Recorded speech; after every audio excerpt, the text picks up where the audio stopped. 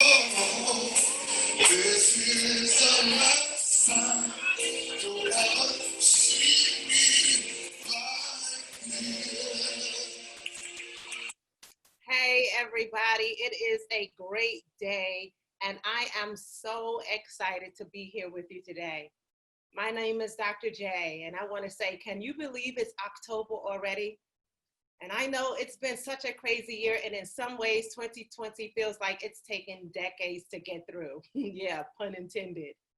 But in other ways, it's really flown by.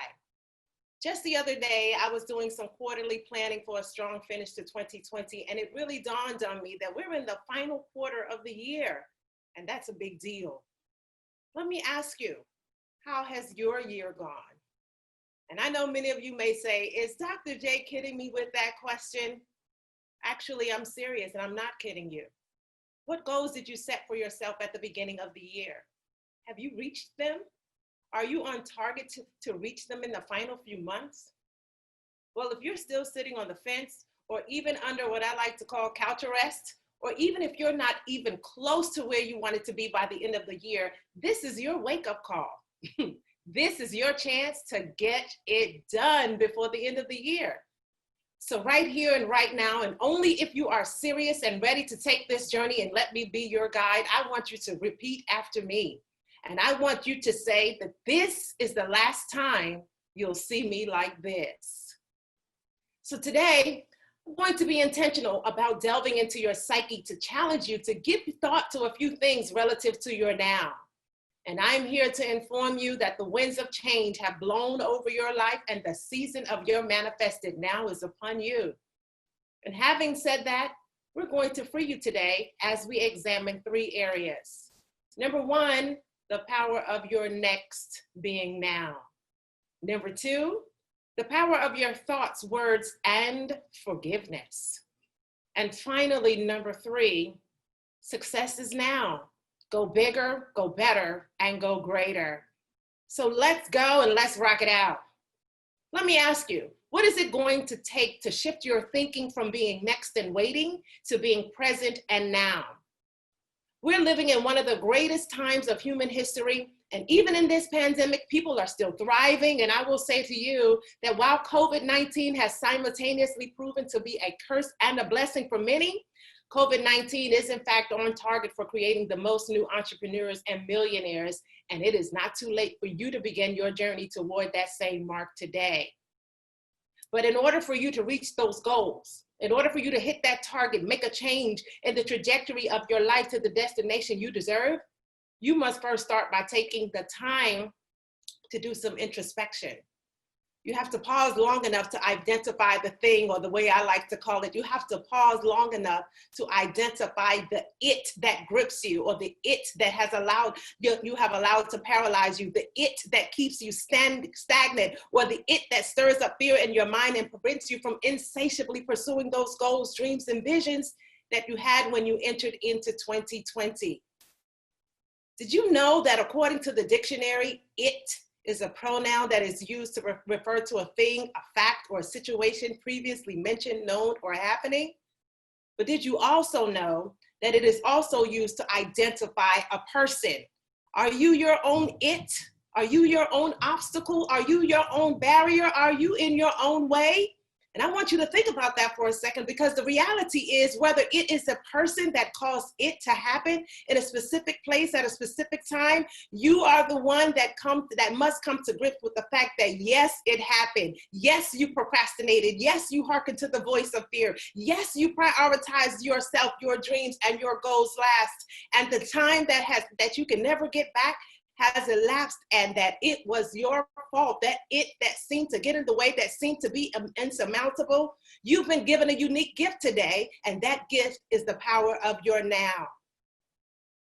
One of my favorite books that has been on the #1 bestsellers list since the day it was released, and is a compilation of books within a book. It has within its pages a passage that says something akin to a time and a season for everything. A time for war, a time for crying, planting, a time for reaping, a time to live and to die. And the last thing that I want you to know is that a time to live and to die was the question that came to my mind. What is your history going to say about your living between the dash, the living and the dying? See, you've been given a unique opportunity today to have an audience with me and hear me remind you that the power is no longer in being next, but rather in your now moment. Seize it and get started. Dust off the journals, the blueprints, the business plans, the manuscripts, the business ideas, and stop waiting to be next and act now. Use that power to produce. Deal with your it, or it will perpetually deal with you and hold you hostage. So now that we've looked at the power of your now, let's look at point number 2, the power of your thoughts, words, and forgiveness. Most people know that our thoughts and words have tremendous power, but not too many opt to forgive those that we feel have wronged us, sabotaged our plans, plotted, or even spoken against our dreams that we have. You have gone to others, shared your vision, shared your dreams with such excitement and such joy and anticipation, just knowing that they would support you and get on board with your ideas. And when they didn't, perhaps you became discouraged.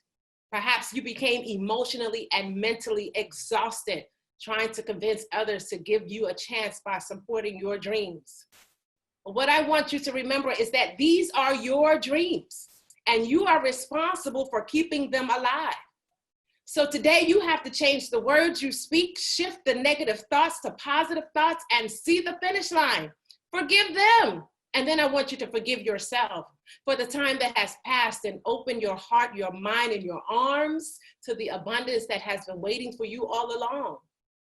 Another saying from my favorite book is ask, believing that you have received, and it says that you shall have whatsoever you say. So be careful of the thoughts that you entertain and the words that you allow to come out of your mouth, but let your words be words of forgiveness, intent, power, might, and conviction, establishing your path and journey to greatness every step of the way. Why? Because in that same book, I am told that my awesome creator has promised to make my name great and yours too. And so as we have begun the exploration of the power of your next being now, and we looked at the power of your thoughts, your words, and forgiveness, now we're going to look at your success. Your success is now, so go bigger, go better, and become your greatest. Did you realize that now personified has come for you? And what are you going to do? What is going to be your response? Are you going to hang out with next because that's what you call your it, or will you make an X out of it and walk into your perpetual door of now, which requires your story or your journey to success? There's an old proverb that says, your gift will make room for you and bring you before great men. And I want to tell you that there exists in this world a great number of people who desire to have the luxury and gift of your experience to learn and glean from you. And they would flock to it should you answer this clarion call to walk in your purpose through the door of destiny into the lives of others, which would demonstrate for them the reasons for them to take the exit from all that held them captive and enter into their customized greatness. So let me share a story with you from which I pretty much have understood my life and rise to success has been predicated upon. Remember that bestseller I mentioned a few times before? Well, included in that book is a story about a young man named Joseph, whose life went through each of the points that I shared with you just a minute ago. See, at the young age of 17, Joseph's father, Jacob, made him a coat of many colors. Joseph had a lot of brothers, and the story says that they hated Joseph. And to make matters worse, Joseph had a dream. We all have dreams, but Joseph had 2 dreams to be exact, and they were dreams that he shared with those he loved. And after he shared the dreams with each of them, they each interpreted what they believed the dream to have meant. And the story goes on to say that after Joseph shared his dreams, the story says that his father Jacob rebuked him, and the brothers' hatred turned from hatred to envy. And from that point on, the story proceeds to record the number of last times people in situations would see Joseph. For instance, when Jacob sent Joseph to the field to check on his brothers, it was the last time Jacob saw Joseph. Joseph's brothers sees him approaching them from afar off. It was the last time the brothers collectively see Joseph. The same brothers threw Joseph in a pit and left him for dead. And it was the last time his elder brother Reuben would see him. That didn't kill him, so they sold him for 20 pieces of silver the last time 10 brothers would see Joseph. Joseph was later falsely accused by Pharaoh's wife, thrown in prison, and became an interpreter of dreams. And you would say, phew, what a life. But Joseph faced many insurmountable challenges in life.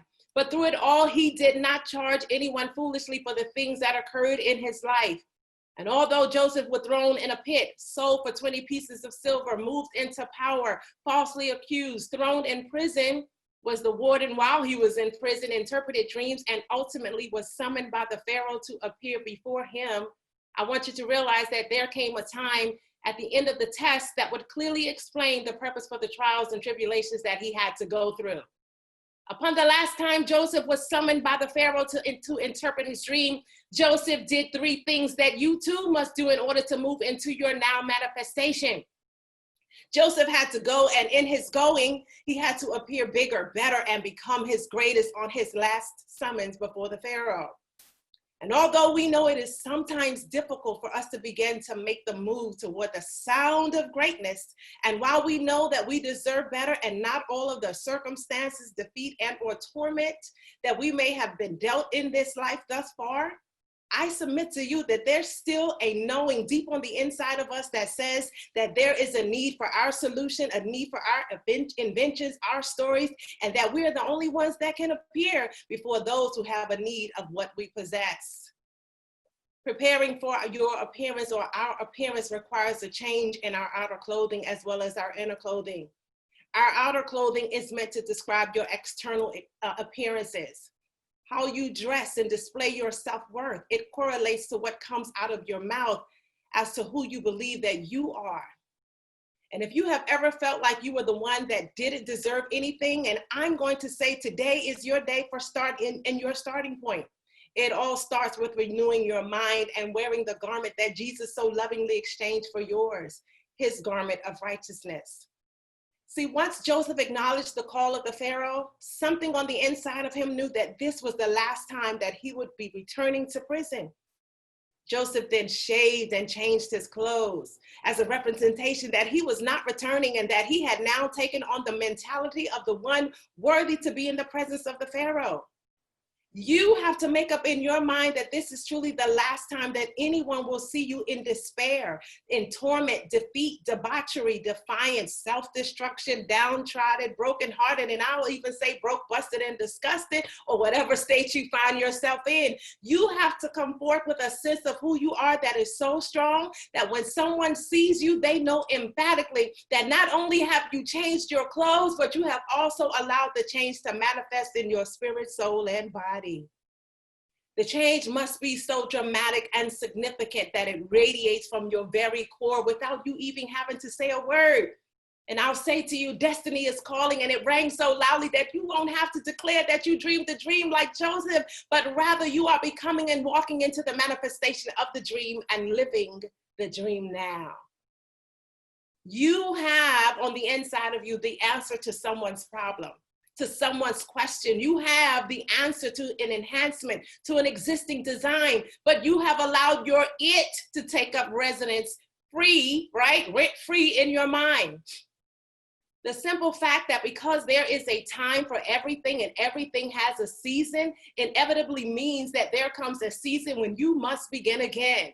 And even though starting over often is a tedious and metamorphic process, when the season for beginning again presents itself, you must change or be caught and stuck in a place called a time warp.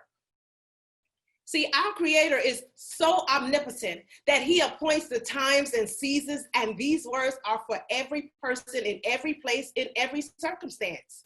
God has appointed the times and seasons, the events of our lives, the happy and the sad, the easy and the difficult. On one hand, these times and seasons can be distressing, but on the other hand, these times and seasons should bring you hope because the Almighty is in control. Know this, That beginning again, pulling yourself back up, making a champion's comeback is a believer's choice. And God exalts and humbles the same person. He raises up nations and brings them down. God has a purpose in what he does, even if we have a hard time understanding what that purpose is. You have to learn how to trust the process and trust him even when you can't trace him. You know why? It is because the world that you and I live in changes minute by minute, with the evidence being all around us. Summer is becoming fall, and soon fall will become winter, and winter will become spring, and spring will become summer. The young will become aged, and the new becomes old. Whatever place you have identified yourself as being, you must begin again. And you will realize that change stretches you and challenges you by causing you to grow through your trials and tribulations of life. Change helps you learn to adapt to new situations and to grow inside. You have made it this far, even if it was on broken pieces, and now the season has come for you to muster up more of your faith that declares that no longer are you going to allow people to see you in circumstances that God did not intend for you. The season is here for you to seize the opportunity, to make an X out of your it and begin again. And even though there are things that are contradictory, each has its place, and God has never changed his mind concerning you. That means you can count on him to always be there to order your steps, because he knows you're in from the beginning. And in my favorite book, again, it is stated in Jeremiah 29:11, for I know the thoughts that I think toward you, saith the Lord, thoughts of peace and not of evil, to give you an expected end, but you must begin again. Declare to yourself, this is the last time you'll see me like this, because I have an assurance that my next is now. So what am I saying? If you are ready, find it again in my favorite book. It says, prove me, O Lord, and try me. Test my heart and mind, for your steadfast love is before my eyes, and I walk in faithfulness to you. I'm saying, people, that I can tell you until I'm blue in the face that time waits for no one. I can tell you how your journey to living fully in your now will forever change your life. I can tell you how the daily work in my strategically created program and workbook is exactly what you need to get you out of the slump that some of you are in. I can tell you how the coaching and mentoring can totally transform your life if you commit to the process. I can tell you that you have absolutely nothing to lose and everything to gain. But in the end, I'm just a woman who has spent 25 years of her life learning everything you're going to be able to learn in a couple of weeks. What would identifying and conquering your it do for you? Could it give you the confidence to go all the way and answer the call to greatness? Could it change the trajectory of your life and your family history? Would it give you the freedom that you long for and deserve? Would it help you finish the year stronger and more stable than you were last year? Yeah, I think so. So what's the difference between where you are today and where you could be by the end of the year? You may never know what you're missing if you don't listen and start today. See, once upon a time, I experienced a lot of the mental, physical, emotional, financial, and spiritual abuse similar to Joseph. I was once angry with my creator and angry with the world. And I was number 11 of 13 children, but I was the one that was the bookworm, or the nerd is what they called it back then. And it seemed like people picked on me all the time because I have an overbite. They called it bucktooth once upon a time. I had extremely short hair, dark skin, everything, you name it. And I started developing dislike for myself, and I was good at disguising it. But something started happening to me around the 8th grade, and I was about 13 or 14 years of age, and I started dressing differently and thinking differently about myself. But as life would have it, that didn't last long, because I slowly regressed because of the things that they said. And even in all that, I still felt deep on the inside that there had to be more to me than meets the eye. But years and years passed, tests, trials, and tribulations seemed to be my best friends, and I dressed it up well until one day I was in a very low place, and that still small voice started roaring. And when I changed my focus to the voice, I could hear me saying to myself, "This is the last time you'll see me like this." And I became okay and good at listening to that roar, that inner voice that was leading and guiding me, that was ordering my steps and giving me kingdom strategies for success. I learned that I was no longer next in line for greatness, but rather that greatness was waiting in line to get to me. I got the courage to walk past anxiety. I had the courage to reject the they said. I had the courage to pass the negative haters, and you know them, the haters, the alienators, the instigators and perpetuators, right? The perpetrators. And I consistently, intentionally fixed my focus and my thoughts on the positive haters, like the motivators, the captivators, the creators, the pontificators, effectuators, innovators, stimulators, and seize every opportunity and maximize it to the greatest extent possible. I began to understand that God never wastes an experience, and that all of those tests became testimonies. And I learned that all of the mess was designed to give me a message. And I learned never to try, but to take my try and add some oomph to it to triumph. And I began to accept and appreciate that every setback is a setup for a mind-blowing comeback. And just like Joseph, I changed my clothes, physical and spiritual. I changed my mind, and I am ever walking in the success that has been ascribed to my great name. And for the last 2 decades, through trials and errors and a whole lot of prayer, I now know the secret to perpetually walking in my now. And I discovered that I am fearfully and wonderfully made. I am an author, a motivational speaker, a conference host, a corporate trainer, a coach, a mentor, and most of all, I am a multi-dimensional phenomenon created and designed for greatness to explore all of this life's possibilities without fear or hesitation. And now I want to take you step by step through your it and catapult you into your now. I want to see you launch that business. I want to see you write that book. I want to see you win and win big, because I am rooting for you. So let's take your journey together. Allow me to use my years of experience to show you how to be a comeback champion who declared that this is the last time you'll see me like this. So you have to act fast, because space is limited, and I want you to go right now to mynextisnow.com and register for my next masterclass that is designed to do just that, help you win. I'll walk with you every step of the way through your process. The class includes your autographed copy of my book, My Next Is Now, and the workbook that we will use as we go through the class. We will address your thoughts, your words, and create your own roadmap to your customized success. And there are only 2 4-week sessions remaining, and I'm only taking the first 50 students for each session. Now remember, space is limited for a reason. And once the classes are full, it will be 2021 before you can register for another session. It is limited because I want to give you everything you need to walk into your greatness. That site again is mynextisnow.com. And you can connect with me on Facebook at Dr. Ethel James, and the same on Instagram and LinkedIn. I'm waiting for you. Let's finish the year strong together. And I want you to remember this. You may not be able to change the world. Just be certain to impact it in a way that proves and provides unequivocal evidence that you were here. My name is Dr. J, and this is the last time you'll see me like this.